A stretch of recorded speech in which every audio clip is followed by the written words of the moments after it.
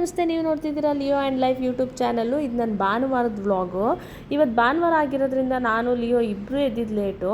ನಾನು ಎದ್ದು ಫ್ರೆಶಪ್ ಆಗಿ ಆಚೆ ಹೋಗಿ ಗಿಡಗಳಿಗೆಲ್ಲ ನೀರು ಹಾಕಿ ಬಾಗಿಲೆಲ್ಲ ತೊಳ್ಕೊಂಡು ನೋಡಿದ್ರೆ ಗಿಡಗಳಲ್ಲಿ ಒಂದು ಹೂವನೂ ಇಲ್ಲ. ಭಾನುವಾರ ಅಲ್ವಾ, ಅದಕ್ಕೆ ರಜಾ ಅಂತ ಆಮೇಲೆ ಗೊತ್ತಾಯಿತು. ಹೊಸ್ಲಿಗೆ ರಂಗೋಲಿ ಹಾಕ್ಕೊಂಡು ಒಳಗಡೆ ಹೋದರೆ ಪಾತ್ರೆ ಬಿದ್ದಿತ್ತು, ತೊಳಿಯೋಕೆ ಹಾಕಿ ಫಸ್ಟ್ ಮಾಡಿದ್ದೆ ಚಿಕನ್ನು. ನಾಟಿ ಕೋಳಿ ಸಾಂಬಾರು ಮಾಡೋಣ ಅಂತ ಇವತ್ತು ನಾನು ಪ್ರಿಪೇರ್ ಮಾಡ್ಕೊತಾ ಇದ್ದೀನಿ. ಚಿಕನ್ನ ನೀಟಾಗಿ ತೊಳ್ಕೊಂಡು ಕುಕ್ಕರ್ಗೆ ಹಾಕ್ಕೊಂಡಿದ್ದೆ, ಅರಿಶಿನ ಪುಡಿ ಉಪ್ಪು ಹಾಕಿ ಕೂಗಿಸ್ಕೊಳ್ಳೋಕ್ಕೆ. ಆ ಗ್ಯಾಪಲ್ಲಿ ಈರುಳ್ಳಿ ಟೊಮೆಟೊ ಕಟ್ ಮಾಡಿಕೊಂಡು ಬಾಣಲಿ ಇಟ್ಕೊಂಡು ಫ್ರೈ ಮಾಡ್ಕೊತೀನಿ. ನಾನು ಫ್ರೈ ಮಾಡಿಕೊಂಡ್ರೆ ಹಸಿ ಸ್ಮೆಲ್ ಬರೋಲ್ಲ.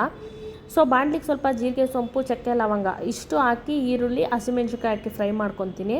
ಅದು ನೀಟಾಗಿ ಫ್ರೈ ಆದಮೇಲೆ ನೆಕ್ಸ್ಟ್ ಅದಕ್ಕೆ ಟೊಮೆಟೊ ಆ್ಯಡ್ ಮಾಡಿ ಅದನ್ನು ನೀಟಾಗಿ ಫ್ರೈ ಮಾಡ್ಕೋಬೇಕು. ಆಮೇಲೆ ಸ್ವಲ್ಪ ತೆಂಗಿನಕಾಯಿ ತುರಿ ಹಾಕಿದ್ರೆ ಸಾಕು. ಅದನ್ನು 1 ನಿಮಿಷ 2 ನಿಮಿಷ ಕೈ ಆಡಿಸ್ಕೊಂಡು ತಣ್ಣಗಾಗಲಿ ಅಂತ ಎತ್ತಿಕ್ಕಿದ್ದೀನಿ ಸೈಡ್ಗೆ. ಈ ಗ್ಯಾಪಲ್ಲಿ ಈರುಳ್ಳಿ ಟೊಮೆಟೊ ಕಟ್ ಮಾಡಿ ಇಟ್ಕೊಂಡಿದ್ದೀನಿ. ಈರುಳ್ಳಿ ಫ್ರೈ ಮಾಡಿಕೊಂಡು ಒಗ್ಗರಣೆಗೆ ಬೇಕಾಗುತ್ತೆ ನಮಗೆ.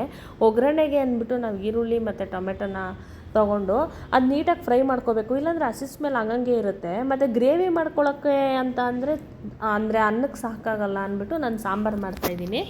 ಸೊ ಈರುಳ್ಳಿ ಚೆನ್ನಾಗಿ ಫ್ರೈ ಆದಮೇಲೆ ಅದಕ್ಕೆ ಸ್ವಲ್ಪ ಟೊಮೆಟೊ ಆ್ಯಡ್ ಮಾಡ್ಕೊಳ್ಳಿ, ಅದನ್ನು ನೀಟಾಗಿ ಫ್ರೈ ಮಾಡ್ಕೊಳ್ಳಿ. ಇದೆಲ್ಲ ನೀಟಾಗಿ ಫ್ರೈ ಆದಮೇಲೆ ಕುಕ್ಕರಲ್ಲಿ ವಿಜಿಲ್ ಬಿಟ್ಟಿತ್ತು, ನೋಡಿಬಿಟ್ಟು ಚಿಕನ್ ಮಾತ್ರ ತೆಗೆದು ಸಪ್ರೇಟಾಗಿ ಬಾಣಲಿಗೆ ಹಾಕ್ಕೊಂಡೆ. ಇದಾದಮೇಲೆ ನೆಕ್ಸ್ಟು ಅದಕ್ಕೆ ಸ್ವಲ್ಪ ಶುಂಠಿ ಬೆಳ್ಳುಳ್ಳಿ ಪೇಸ್ಟು, ಖಾರದ ಪುಡಿ, ಸಾಂಬಾರು ಪುಡಿ, ಗರಂ ಮಸಾಲ, ಚಿಕನ್ ಮಸಾಲ ಇಷ್ಟು ಅದಕ್ಕೆ ಆ್ಯಡ್ ಮಾಡಬೇಕು.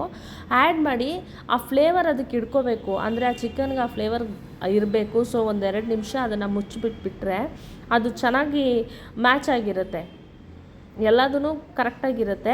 ಅದಾದಮೇಲೆ ನೆಕ್ಸ್ಟು ನಾವೇನು ಸೈಡಲ್ಲಿ ಇಟ್ಕೊಂಡಿದ್ವಿ ಗ್ರೈಂಡ್ ಮಾಡೋಕ್ಕೆ ಅಂದ್ಬಿಟ್ಟು ಅದಕ್ಕೆ ಚೂರು ಕಡಲೆ, ಸ್ವಲ್ಪ ಕೊತ್ತಂಬರಿ, ಸ್ವಲ್ಪ ಪುದೀನ ಇಷ್ಟು ಹಾಕ್ಬಿಟ್ಟು ಗ್ರೈಂಡ್ ಮಾಡ್ಕೋಬೇಕು.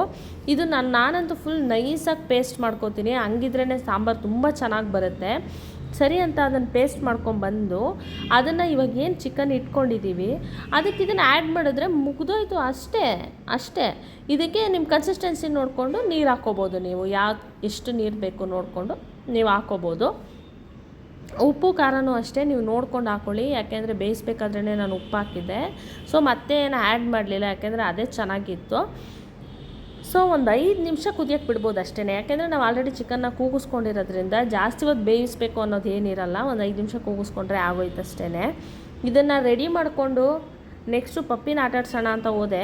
ಅವನು ಆಲ್ರೆಡಿ ಊಟ ಎಲ್ಲ ಮಾಡಿದ್ದ. ಈ ಗ್ಯಾಪಲ್ಲಿ ನಾನು ಅವ್ನಿಗೆ ಊಟನೂ ಕೊಟ್ಟಿದ್ದೆ, ಊಟ ಎಲ್ಲ ಮಾಡಿ ಚೆನ್ನಾಗಿ ಆಟಾಡ್ತಾಯಿದ್ದ. ಈ ಗೊಂಬೆ ತಂದು ಎಷ್ಟು ದಿನ ಆಗಿತ್ತು, ಅವ್ನು ಇವಾಗ ಆಟಾಡ್ತಾಯಿದ್ದಾನೆ ಇದ್ರ ಜೊತೆಗೆ. ಮತ್ತು ಇವತ್ತು ಭಾನುವಾರ ಆಗಿರೋದ್ರಿಂದ ನಾನೇನು ಅಷ್ಟೊಂದು ಆ್ಯಕ್ಟಿವಾಗಿ ಯಾವುದು ವರ್ಕ್ ಇರಲಿಲ್ಲ ನನಗೆ. ಆರಾಮಾಗಿ ರೆಸ್ಟ್ ಮಾಡಿದ್ದೀನಿ.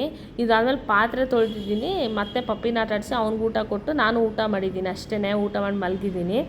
ಇನ್ನೇನು ಬೇರೆ ಎಕ್ಸ್ಟ್ರಾ ವರ್ಕ್ ಏನೂ ಇರಲಿಲ್ಲ.